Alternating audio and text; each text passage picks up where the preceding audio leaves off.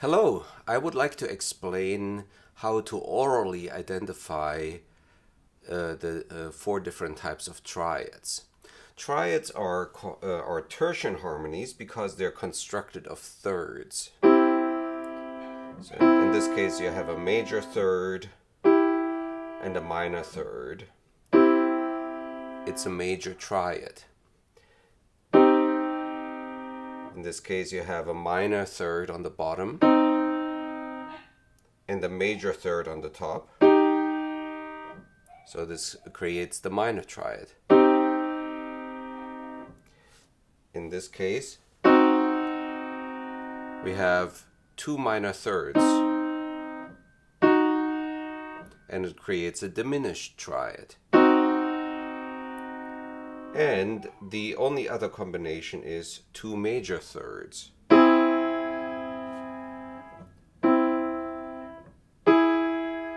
And it creates an augmented triad.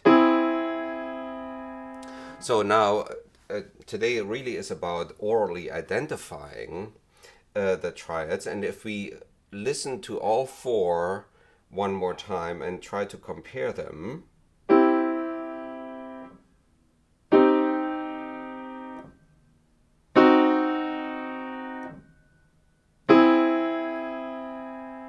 then we will notice that the diminished triad and the augmented triad, that means the ones that consist of only two minor thirds or two major thirds, they're most dissonant. They have a dissonant quality to it. The major and the minor triad, they sound more pleasing to our ears.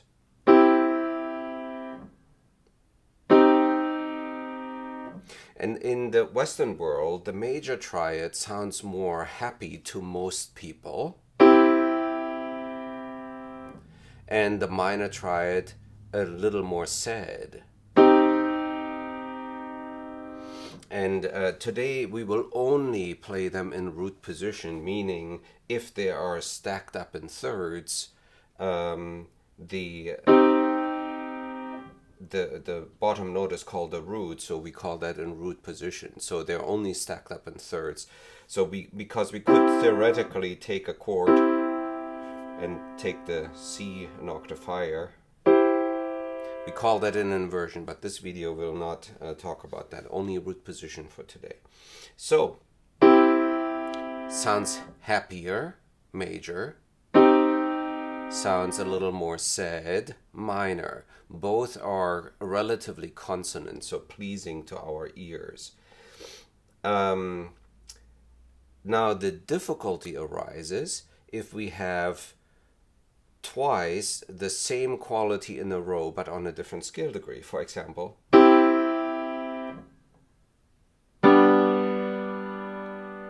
because our brain tells us, oh, it's different. And so if we identified the first one as major, our mind sometimes wants to trick us, saying, oh, the second one must be minor because it's different. But the difference in this case was only that it was built on a different note, on G in this case, as opposed to the one on C, right? But both are major triads, so we really have to try to separate the reason for sounding different, whether it's different just because it's starting on a different note, or because it's different in quality, right? So, for example,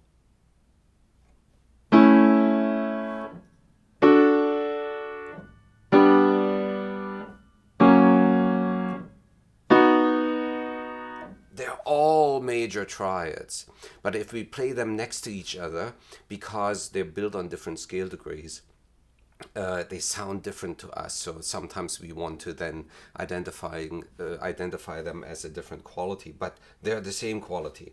So the same, if we take a minor triad,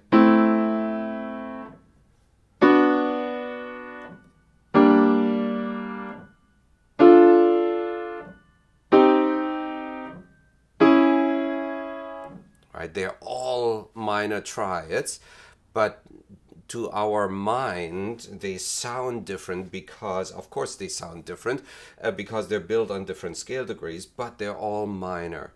Now, generally speaking, the major triads and the minor triads, if we compare them next to each other, we will never have problems with that. For example, like this. Or we know the first one is major, the second one is minor. Or even we know the first one is major, the second one is minor, even though they are built on two different scale degrees, because we hear them next to each other and we can compare them better. But in a real life situation or in a testing situation where you are tested on chord qualities, you cannot always compare them. You have maybe one chord at a time and you're supposed to make your decision. So you have to practice this a lot, and there are online tools which I will show you in just 1 minute. But let me say something first about the diminished and augmented triad again. So if we listen to a diminished triad, it has a relatively high degree of dissonance in it. That means it's not consonant, the opposite of consonant. It has tension. And we don't necessarily, we feel like it may want to resolve somewhere, but we don't exactly know where it wants to resolve to. Or maybe we can imagine where it wants to resolve to, but it has tension or dissonance. Right? Now, if we play an augmented triad next to it, we know right away which one is which. Because the augmented triad sounds wider, open, and really more stationary, although it has a similar degree of dissonance. But it sounds open and stationary, whereby the diminished triad sounds tighter and has a stronger need to wanting to resolve somewhere, wanting to go somewhere. But again, in the testing situation, we are not always in the situation where we can compare both next to each other. So that makes it difficult. So those two are the two triads that are most commonly misdiagnosed or misidentified.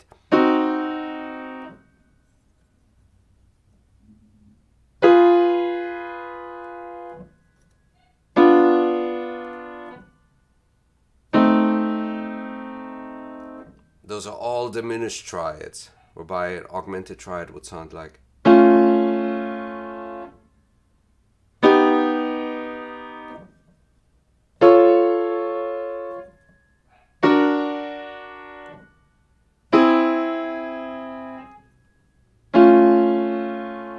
These are all augmented triads.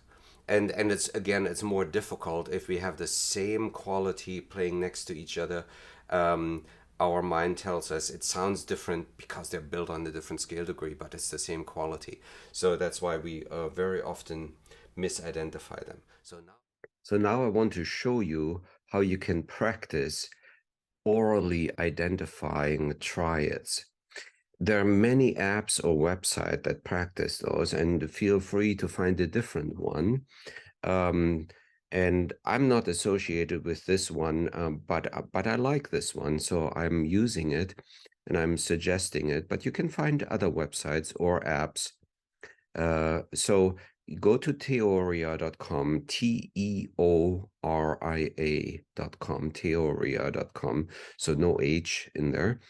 And that brings you to this website, and it has great resources. So if you click on exercises, here under ear training is where you find all the aural skills exercises.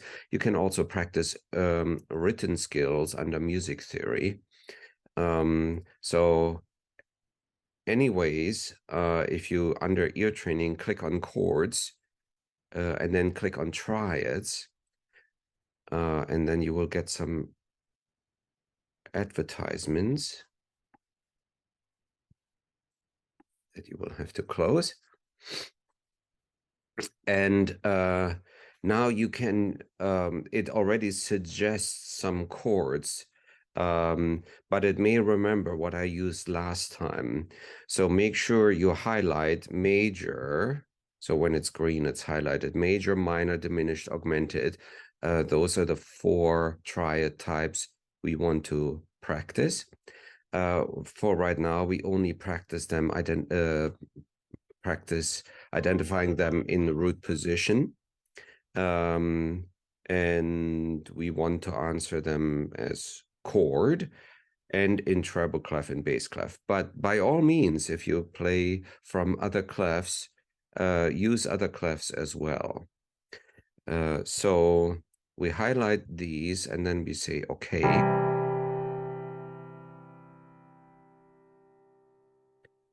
And now we already heard a chord, and if we didn't pay attention, we can play it again by clicking here.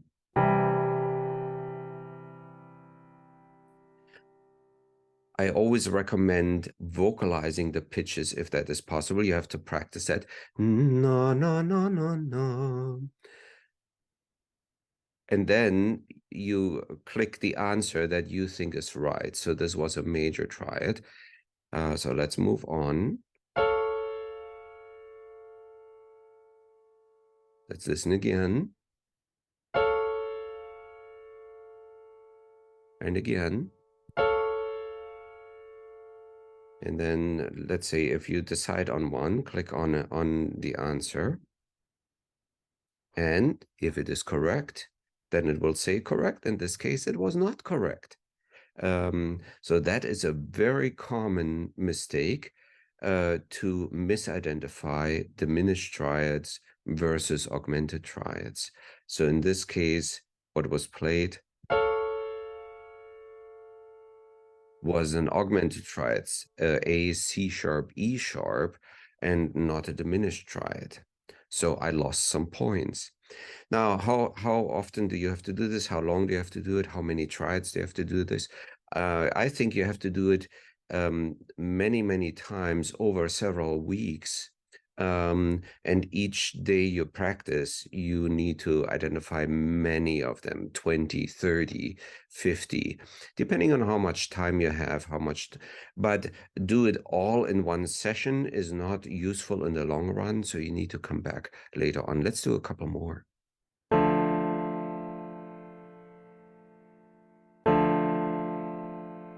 Okay, so it sounds like minor.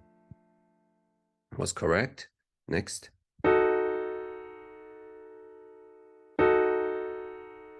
That sounds like diminished, not augmented. Correct. And so on. So, and don't be afraid of making mistakes because you learn from it. But if you make a mistake, try to listen to it again of what you misidentified. Let me do one more where I make a mistake. Okay, let's listen again. Sounds clearly like a minor triad, but let's say I will say diminished. Okay, then it will show me the answer, what it played. It played G, B flat, D, which is a minor triad, but I had said diminished, which means that the whole as a quality is incorrect. So, but you should not just click on next exercise now. You should actually listen to it again.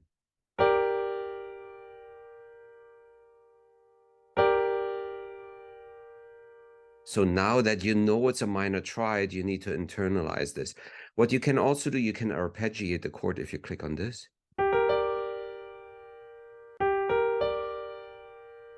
And in music, you do have chords that are arpeggiated, but in most aural skills tests that test chord qualities as such, you will not get them arpeggiated. This can be a part of your exercise, but the ultimate goal is to identify the quality based on a blocked chord, like that. Anyways, so go to theoria.com, do lots of exercises, and have fun with practicing. Bye.